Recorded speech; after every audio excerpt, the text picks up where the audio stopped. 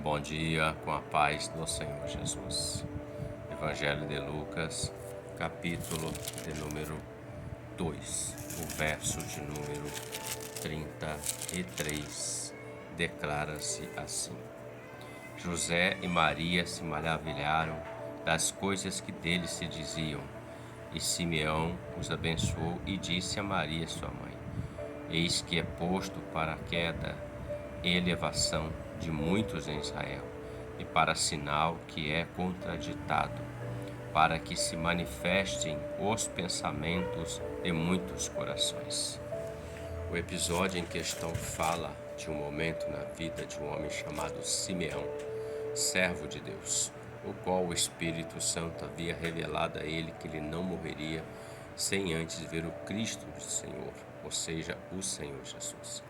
E o texto que lemos fala do momento quando José e Maria levam o Senhor Jesus, criança menino, ao templo para ser circuncidado, para ser apresentado ao Senhor. E o texto fala que Simeão se maravilhou, glorificou a Deus, até disse assim: Senhor, agora pode despedir o teu servo em paz, porque eu já vi a salvação de Israel.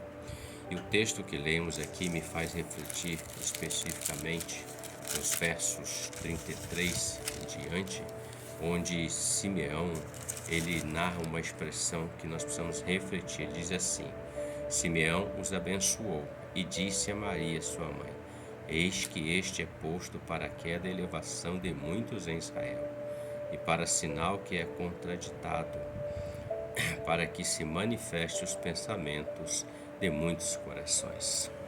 Jesus veio para marcar o tempo do homem, um tempo antes de Cristo, o tempo depois de Cristo. Mas todo o tempo antes de Cristo e depois de Cristo está no controle de Deus Pai Todo-Poderoso. Nada escapa ao controle do Senhor, nada escapou ao controle do Senhor.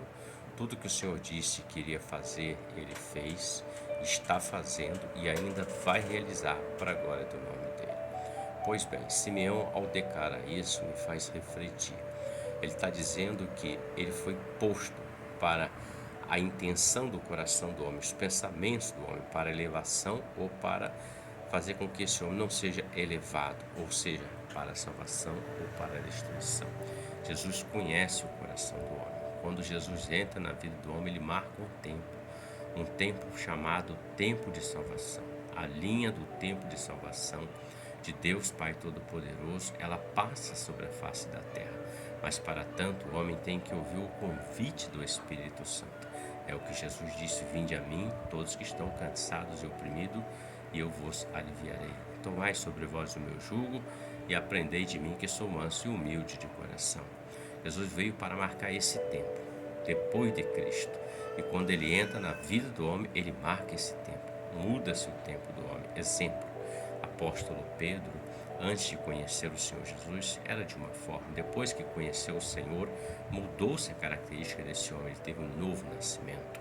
O próprio apóstolo João, chamado apóstolo do amor, depois que conheceu o Senhor Jesus, antes era um João de uma outra forma. Ou seja, o tempo de Deus. Jesus veio para marcar o tempo da vida eterna ou o tempo da condenação eterna. Depende da decisão do homem. É o que Simeão está dizendo. Ele veio para sondar as intenções do coração do homem. Deus não olha a aparência de ninguém, não olha a sua classe social, sua condição. Ele olha o coração, o que está dentro do coração. Porque no seu e no meu coração estão a verdade, as saídas da vida, como disse Jesus. Então, quando nós decidimos por Cristo, quando o homem decide por Cristo, marca-se um tempo depois de Cristo, que é um tempo eterno, um tempo de salvação, um tempo em que nós partiremos desta vida e estaremos com Ele eternamente. Então, permita que esse tempo seja hoje, amanhã e depois de manhã e sempre até o grande dia, para que nós possamos experimentar no tempo eterno também a boa, perfeita e agradável vontade do Senhor. Reflita sobre isso. Que Deus te abençoe e que você tenha um ótimo dia com a paz do Senhor Jesus. Amém?